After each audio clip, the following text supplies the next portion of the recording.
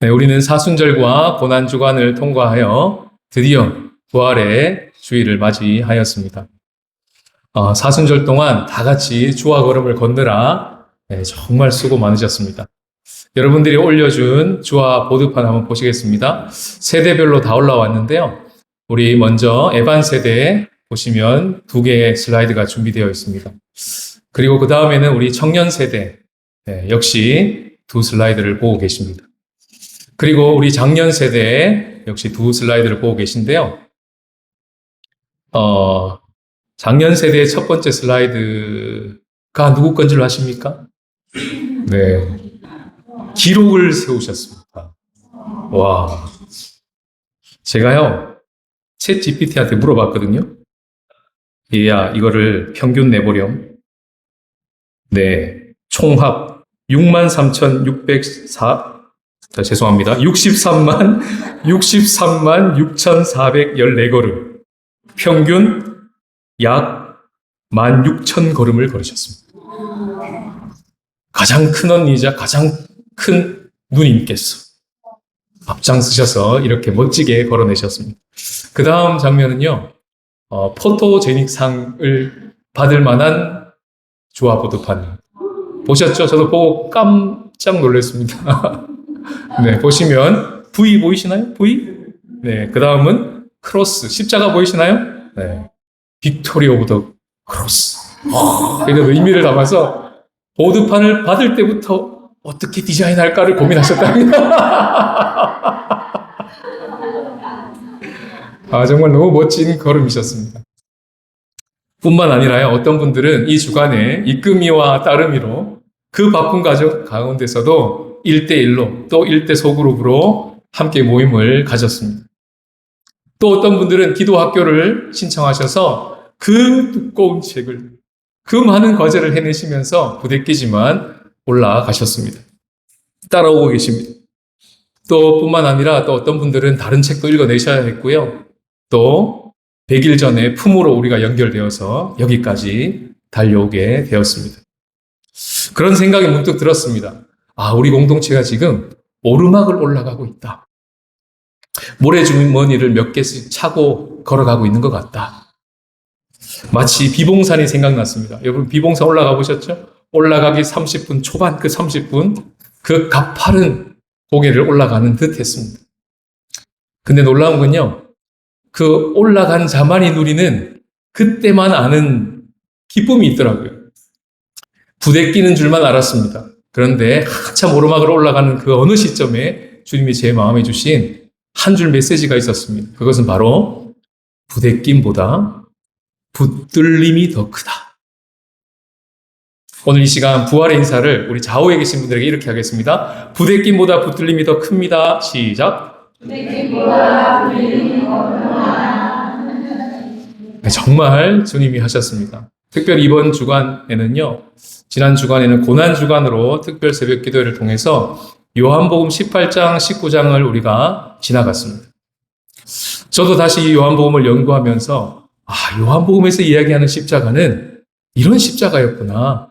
우리가 그저 알고 있었던 대속의 십자가, 우리의 죄를 속해 주시는 그런 십자가만이 아니라 요한복음에서의 십자가는 예수님이 왕으로 등극하는 십자가였구나.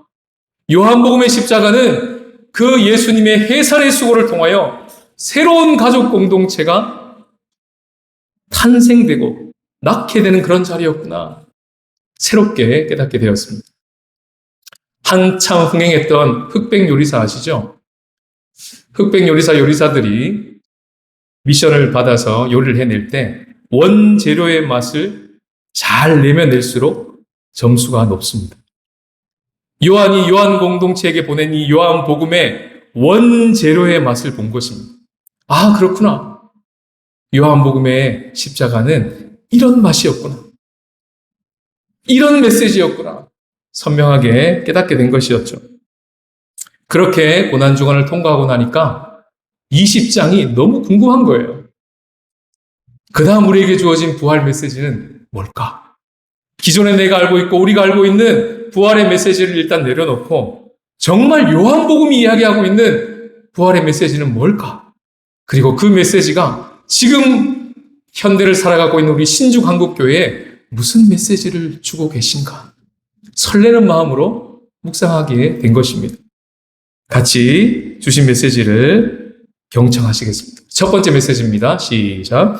부활을 통해 우리가 하나님께 받아들여졌음을 믿으라. 이 메시지는요, 마리아에게 전달되어진 예수님의 메시지였습니다.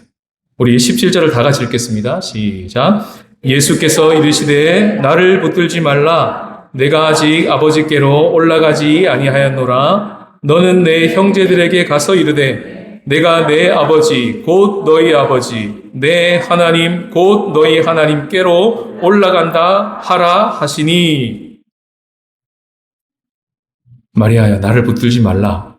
왜 그렇게 말씀하셨을까요? 붙드니까 그렇게 말씀하셨겠죠.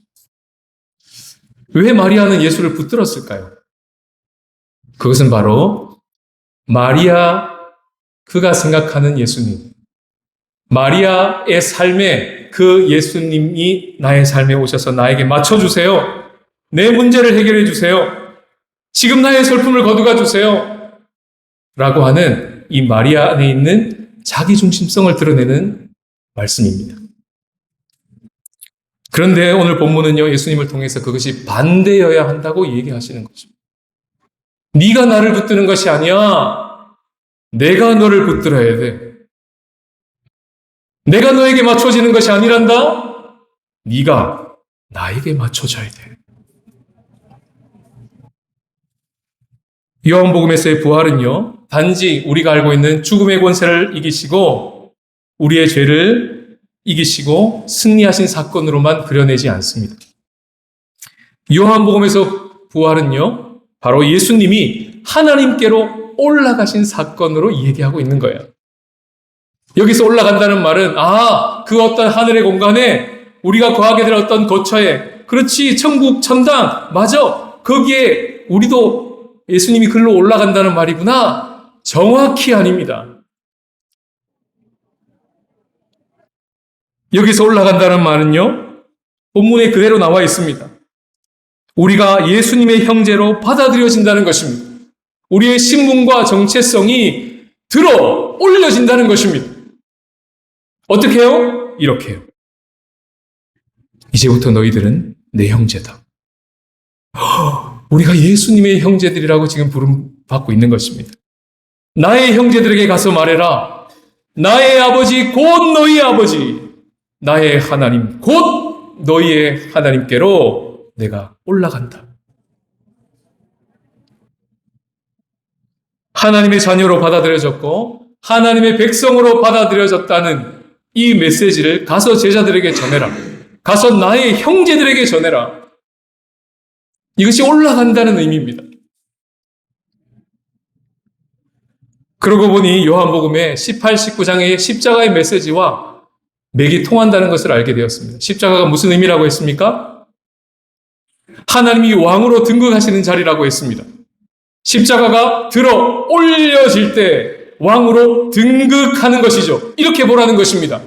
그런데 그것이 예수님만 왕으로 등극하시는 게 아니라 그것을 쳐다보고 그것을 믿고 그 주님이 나의 주님이라고 받아들이는 우리 모두가 다 그 왕의 백성으로 들여 올려진다는 것입니다. 요한복음의 십자가의 메시지는 새로운 가족 공동체로 탄생한다는 자리였습니다. 맞습니다.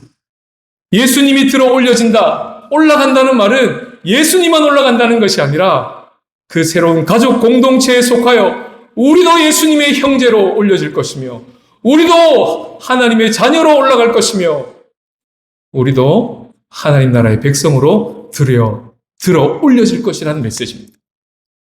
이게 요한복음이 이야기하는 부활 메시지입니다. 예수님은요, 위에서 오신 분이라고 요한복음에서 가르쳐 주셨어요. 그럼 우리는 누굽니까? 우리는 아래에서 온 자라고 요한복음은 얘기합니다. 위로부터 오신 자, 이거를 요한복음의 언어로 뭐라고 그러냐면 독생자라고 하는 것입니다. 목사님, 독생자는 그냥 외아들 아닌가요? 외아들이라는 뜻도 있지만 독생자의 또 다른 뜻은 독특하게 태어난 아들이라는 뜻입니다. 그래서 독생하신 하나님이라고 하는 이 18절의 말씀이 그냥 외아들 하나님이란 뜻이 아니라 독특하게 탄생하신 하나님, 그분 예수님을 말하는 것이죠. 그 의미가 독생자라는 것입니다. 독은 자를 꾸며주는 형용사가 아니라 생을 꾸미고 있는 부사였던 것입니다.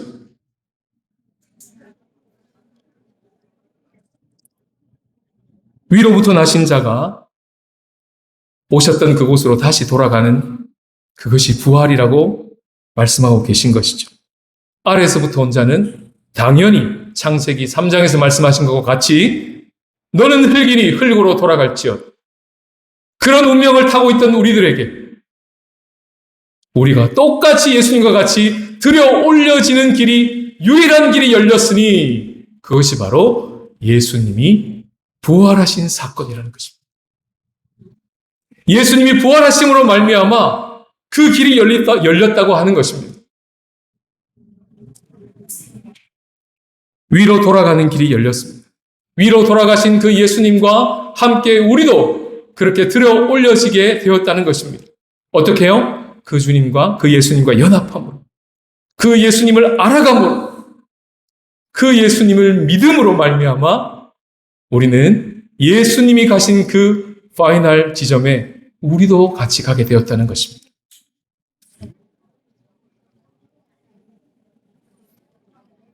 그 사실이 그냥 개념이 아니었다는 것을, 그냥 예수님이 립 서비스를 한 게 아니었다는 것을, 그것은 예수님만 이루고 마는 것이 아니었다는 것을, 예수님을 따르는, 그분을 믿는 우리 모든 하나님 나라의 백성들이 이르게 될 결론이었다는 것을 보여주신 사건이 부활이라는 것입니다.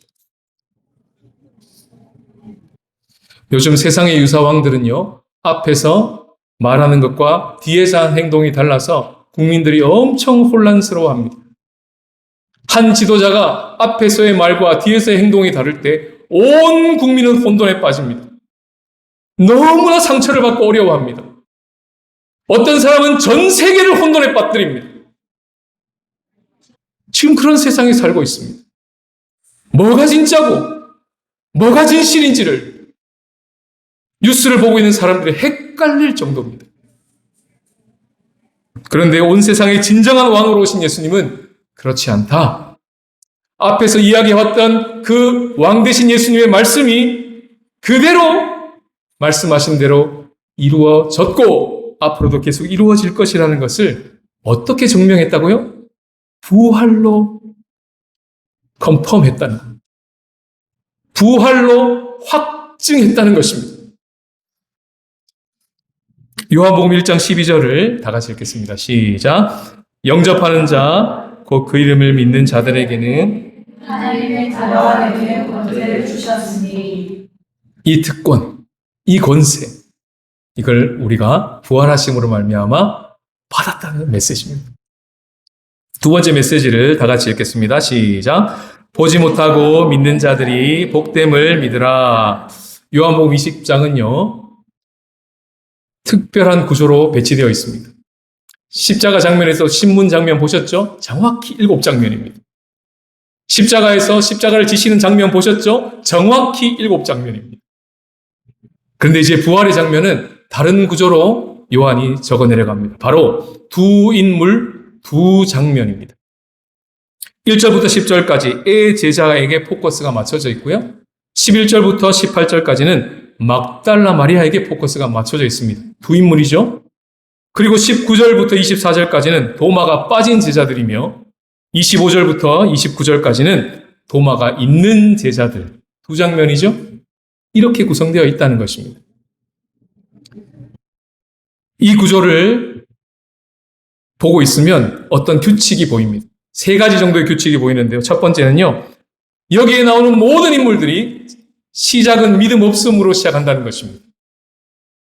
그런데 과정이 이어지면서 점점 믿음의 눈이 뜨이기 시작하고 진정성 있는 믿음으로 가게 되어 있는 스토리라인을 가지고 있습니다.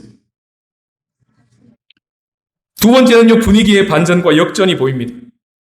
11절에 보시면 마리아가 울고 있어요. 그런데 18절에 가면 마리아가 내가 주를 보았다. 환희에 찬 탄성으로 제자들을 향해 달려갑니다. 반전이죠. 19절에 보시면요. 제자들이 두려워하여 문을 닫고 있었습니다. 그런데 20절에 보시면 제자들이 주를 보고 기뻐합니다. 25절에 보시면요. 도마는 내가 안 보고는 절대 못 믿어. 이렇게 얘기합니다. 그런데 28절에 가서는 요한복음에서 할 수 있는 최고의 신앙 고백. 주님, 예수님, 당신은 나의 로드, 주님이시고 나의 하나님이십니다. 1장 1절. 태초에 말씀이 있었으니 말씀은 곧 하나님과 함께 계셨고 곧 하나님이시라.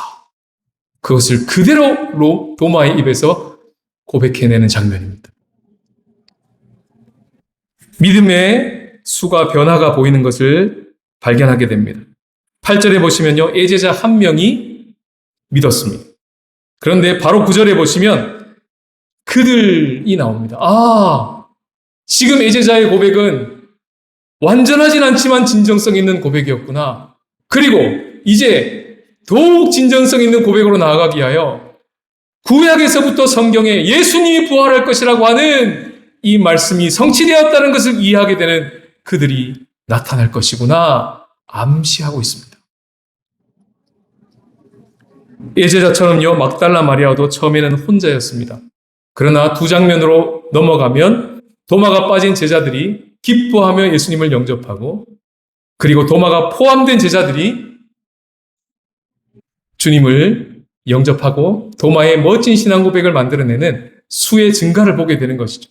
거기서 멈추지 않고 요한복음은 보지 못하고 믿는 자들이 복되다.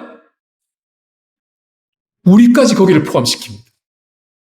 엄청난 수의 믿는 자들의 수의 증가가 있을 것이라는 암시가 여기 담겨 있는 거예요. 정리해 볼까요? 믿음의 진보가 있을 것이다. 분위기의 반전과 역전이 있을 것이다. 믿는 이들의 수적인 증거가 일어날 것이다. 어떻게 이런 일이 벌어질 것이냐? 오늘 본문은 보지 않고 믿는 자들의 증언을 통해서 그런 일이 일어날 것이라고 말씀하십니다. 이것이 부활의 두 번째 핵심 메시지입니다. 애제자가요, 8절 끝에 보시면 믿더라 이렇게 되어 있습니다. 어떻게 믿었을까요? 부활하신 주님을 보고 믿었을까요? 그렇지 않습니다. 8절에서 애제자가 믿은 것은 부활하신 주님을 보고 믿은 것이 아닙니다. 부활하신 주님의 음성을 듣고 믿은 것이 아닙니다. 그는 보지 않고 믿었습니다. 근데 본 게 하나 있습니다. 그건 뭐냐 하면 예수님을 쌌던 세마포가 놓여 있는 것을, 그리고 그 머리를 쌌던 수건이 다른 곳에 쌌던 대로 놓여 있던 것만 봤습니다. 그때서야 애제자는 예수님의 부활을 믿더라. 그때 애제자가 무슨 생각을 했을까요? 아마도요, 나사로를 떠올렸을 것 같습니다. 바로 앞에 11장의 나사로 사건에 나사로가 살아나오지 않습니까? 예수님 오늘 본문에서 살아나오셨지 않습니까? 공통점이 있고 차이점이 있습니다. 공통점은요, 둘 다 빈 무덤이라는 것입니다. 차이점은요, 나사로는 세마포 옷을 입고 그의 얼굴을 칭칭 감고 나왔습니다. 죽음의 올가미와도 같은 그 세마포와 수건을 그대로 싸고 나왔기 때문에 그 다음 예수님의 말씀이 나온 것입니다. 풀어놓아 다니게 하라. 그런데 예수님의 빈 무덤에서는 죽음의 올가미가 없습니다. 세마포가 훌훌 풀어진 것이 아니고 그대로 개킨 대로 놓여져 있습니다. 이 말은 무슨 말일까요? 누가 와서 풀어 헤쳤다는 것이 아니라는 것입니다. 그대로 꺼진 겁니다. 그 모양 그대로 하고 꺼진 거예요. 거기다가 수건을 막 동여 맸는데 동여 맨 채로 꺼진 겁니다. 그대로 놓인 겁니다. 거기다가 그 자리에 그대로 놓인 것이 아니라 그거를 그대로 잡고 누군가가 다른 곳에 옮겨놓은 겁니다. 누가 옮겼을까요? 살아나신 그분이 옮기지 않았을까요? 이렇게 생각한 것입니다. 애제자는. 그리고 믿은 것이죠.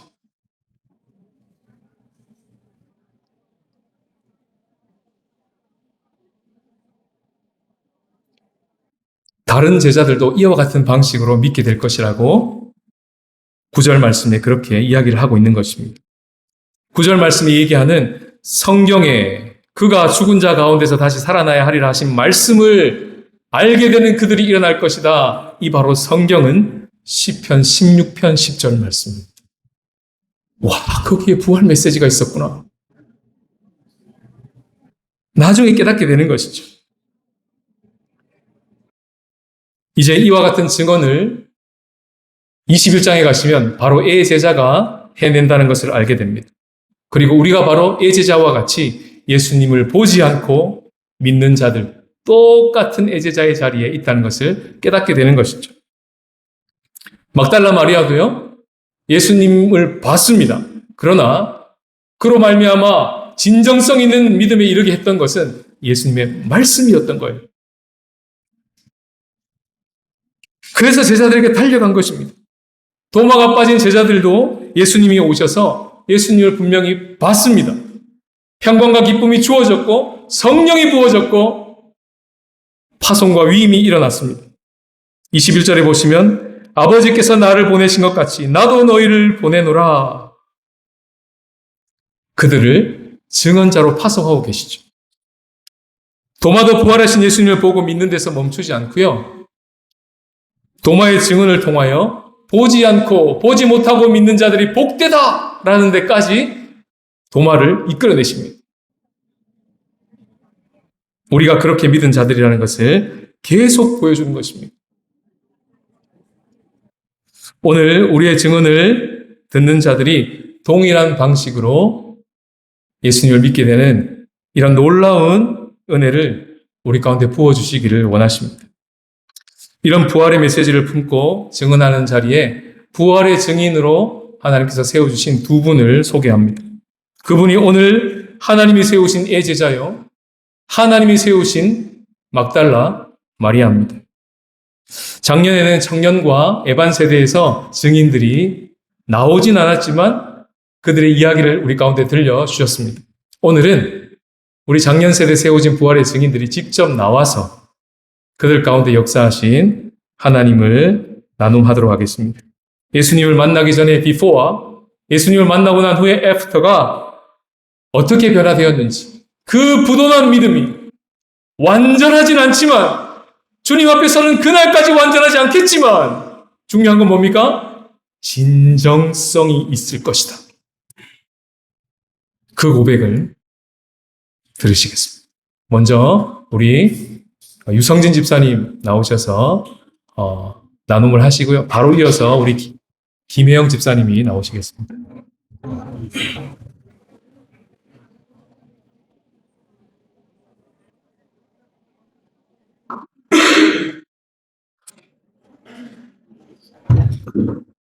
안녕하십니까, 유성진입니다. 제가 교회를 다니면서 이런 일은 솔직히 처음이라서 많이 긴장도 됩니다. 그렇지만 제가 준비해온 것을 이제 여러분들하고 이렇게 나눴으면 합니다. 저는 세례를 받고 교회를 다닌 지 거의 20년이 됩니다. 그러나 오랜 시간 교회를 다녔음에도 불구하고 제 신앙은 분명하지 않았고 예수님을 인격적으로 만났다는 확신도 없었고 신앙이 제 삶을 실제로 변화시키고 있다는 느낌도 크지 않았습니다. 저는 겉으로 보기에는 특별한 어려움이 없는 삶을 살고 있었습니다.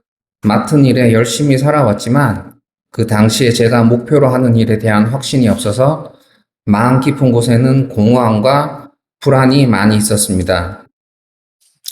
그런 중 미국에서 다니던 교회 장로님을 통해 말로만 신앙을 얘기하는 것이 아니라 삶 속에서 하나님을 신뢰하며 살아가는 모습을 보았습니다. 다른 분들을 위해 조용히 봉사하시고 기도를 하시다가 하늘나라로 가시고 싶다는, 그리고 실제 그렇게 되신 그분의 모습을 기억하고 대만에 정착한 이후 제 신앙에 조금씩 변화가 생기기 시작했습니다. 새로운 환경 속에서 교회를 다니며 특히 아이들이 태어나면서 삶에 대한 의미를 더 깊이 생각하게 되었습니다.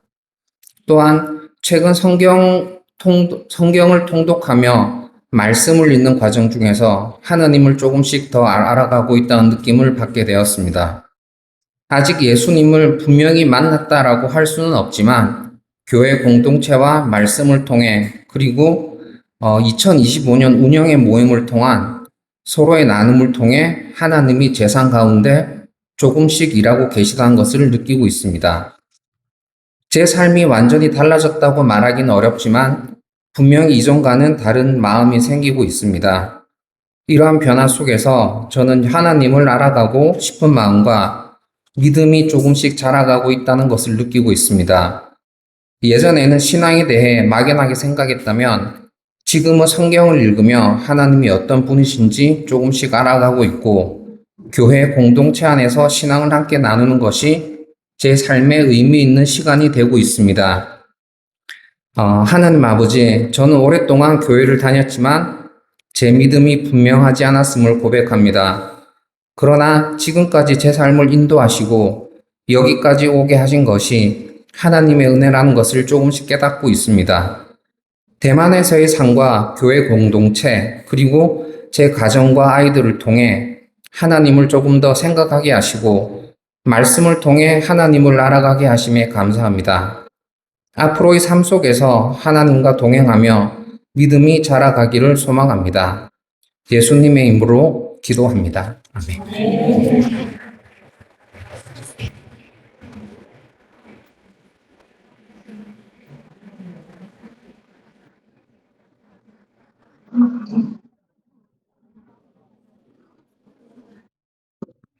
안녕하세요. 앞에서 간증을 하려고 하니까 조금 어제 기도를 많이 저녁에 했는데 떨리네요. 그냥 솔직하게 조금, 남편 김현 집사에게 조금, 양해를 구하는 부분도 있었고, 한데 그냥 솔직하게 쓰는 게 간증이라, 이 자리에 나왔습니다. 풍성한 삶의 첫걸음을 마치면서 주님을 만나기 전에 저를 돌아봅니다. 엄격하고 계획적이며 가부장적인 아버지 4딸 중에 첫째로 태어나서 저는 늘 동생들에게 모범이 되어야 했고 마음속에 부정적인 생각을 품고 있지만 겉으로는 순종적인 딸, 늘 모범이 되는 딸로 성장해야 했습니다. 제 의견이나 생각을 드러내길 꺼려하며 사람들과 늘 일정한 선을 두고 살았던 것 같습니다. 한국에서 남편이 8년 동안 잦은 출장으로 저는 거의 혼자 육아를 책임지며 우울증에 힘들어할 때쯤 주님의 인도하심으로 대만에 오게 됐고 갈급한 마음으로 샘물교를 접하게 되었습니다. 그러면서 저는 제가 변할 거라고 생각했습니다. 여러 지역에서 열리는 많은 집회를 다니고 매일 기도 모임에서 주님을 찾았습니다. 그러나 교회에서 다시 가정으로 돌아가면 저는 여전히 제 방식을 남편에게 강요했고 나연히 동호를 제가 세운 계획대로 양육하며 과정보다 보여지는 결과로 자녀를 평가하는 이기적인 아내였고 엄격한 엄마였습니다. 주님을 모르는 사람들과 별반 다르지 않은 저희 모습이 비춰질 땐 스스로 자책하며 주님 앞으로 나가는 것이 너무 버겁고 힘들 때도 많았습니다. 2023년 교회가 어려운 상황에 놓이게 되었을 때 주님께서 김동열 목사님께서 저희 교회로 보내주셔서 말씀 양육을 통해 주님을 배우고 알아가는 귀한 시간을 허락하셨습니다. 공동체로 함께 모여 성경을 공부하고 주님 안에서 영적 목마름을 채우며 저 또한 붙들어 주시는 주님을 경험하기 시작했습니다. 남편이 너무 감사하게도 신앙생활을 다시 시작하게 됐고 저도 교회를 새롭게 변화시키실 주님을 기대하며 공동체 안에서 조금씩 치유되고 회복됨을 느꼈습니다. 김선영 목사님이 부임하시면서 갔던 정교인 리트릿은 교회의 비전을 함께 나누고 사귀며 왜 주님이 공동체로 함께 하는지를 깨닫는 은혜의 시간이었음을 고백합니다. 저에게 또 하나의 깨달음은 주님은 신실하셔서 주님과의 관계를 통해 불편했던 가족, 이웃과의 관계도 부족함을 깨닫게 하시고 간섭하신다는 사실이었습니다. 목사님과 풍성한 삶의 기초를 나눌 때쯤 주님께서 제 삶에 개입하셔서 아빠를 통해 아빠를 주님의 마음으로 보게 하셨고 제 상처 또한 치유해 주시고 관계를 회복시키시는 주님을 경험하게 하셨습니다. 그때 제게 주신 말씀이 갈라디아서 2장 20절입니다. 내가 십자가에 그리스도와 함께 못 박혔나니 이제는 내가 죽고 내 안에 그리스도께서 사시는 것임이라. 말씀이 믿어졌고 주님이 힘으로 내가 살 수 있구나. 이제는 주님이 마음을 풀고 살 수 있습니다. 살고 싶습니다. 도와주세요. 라는 고백을 주님께 드렸던 것 같습니다. 이제야 진정한 복이 무엇인지 조금씩 알아갑니다. 제 마음과 생각을 다스리는 주님과 함께함으로 주님 안에서 진정한 자유함을 느끼기 시작했습니다. 아직도 목사님의 과제가 조금은 부담스럽기도 하고 주님께만 고백했던 저희 이야기를 목사님께 나누고 그리고 소그룹으로 나눌 때 때론 부담감이 느껴지기도 합니다. 또 여전히 저희 자아가 올라가기도 하고 주님보다 앞서가려 할 때도 있지만 그러기에 주님이 제게 오셨음을 저를 받아들였음을 조금씩 알아가며 저희 죄를 주님께 솔직하게 고백하고 낙심치 않고 하루하루 부어주신 은혜에 감사하며 살려 애씁니다. 자기 중심적이었고 하나님을 믿지만 머뭇거리며 용기 내지 못했던 제가 저희 삶을 주님께 맡기고 주님과 함께 걸어가는 연습을 하고 있습니다. 누워있던 아기가 기다가 걷는 연습 없이 뛰어갈 수 없음을 깨닫게 하시니 이제는 조급함을 내려놓고 주님의 능력을 의지해 순종의 걸음을 내딛겠습니다. 그 걸음의 출발점에 신주 공동체의 지체들과 함께할 수 있어 감사하고 힘이 납니다. 교회를 통해 이끄미와 따르미로 사람을 부르고 섬기며 함께 하나님 나라 백성으로 그리고 하나님 나라 백성답게 복을 누리고 나누며 살겠습니다. 주님이 공동체에 속게 함께하며 세상에서 복이 되는 자로 주님을 증거하는 교회로 완성된 하나님 나라를 소망하며 함께 지어져 가겠습니다.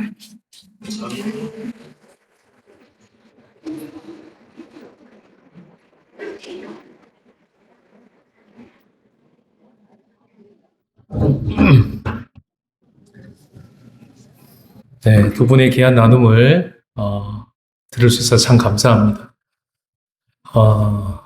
진정 우리 예수님의 형제 자매들이시고 또 하나님 아버지의 자녀가 분명하시고 그리고 그 나라의 백성이 분명하십니다.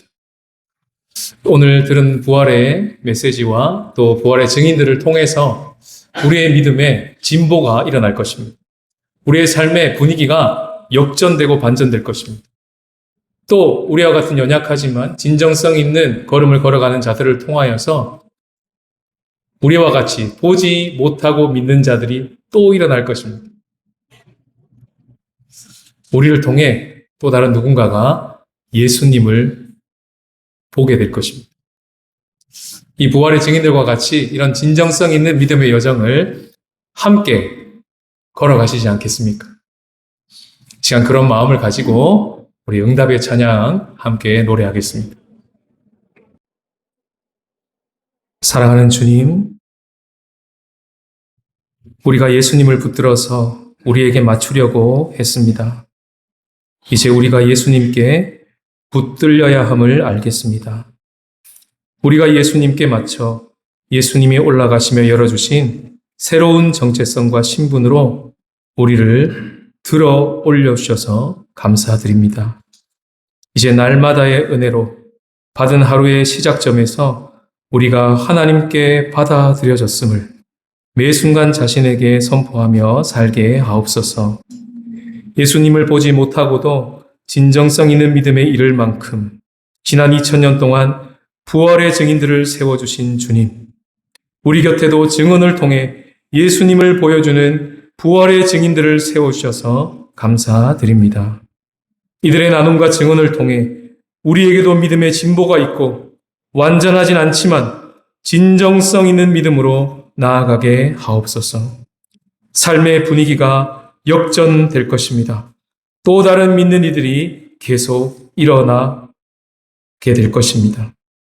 하여 우리가 예수님을 붙들어서 내가 원하는 부대낌이 없는 삶을 살도록 예수님을 이용하는 자 되지 말고 우리가 예수님께 붙들려서 오히려 부대낌을 당연히 여기고 그럴수록 예수님과 연합함으로 부대낌보다 붙들림이 더 큼을 고백하는 부활의 증인들이 되게 하옵소서.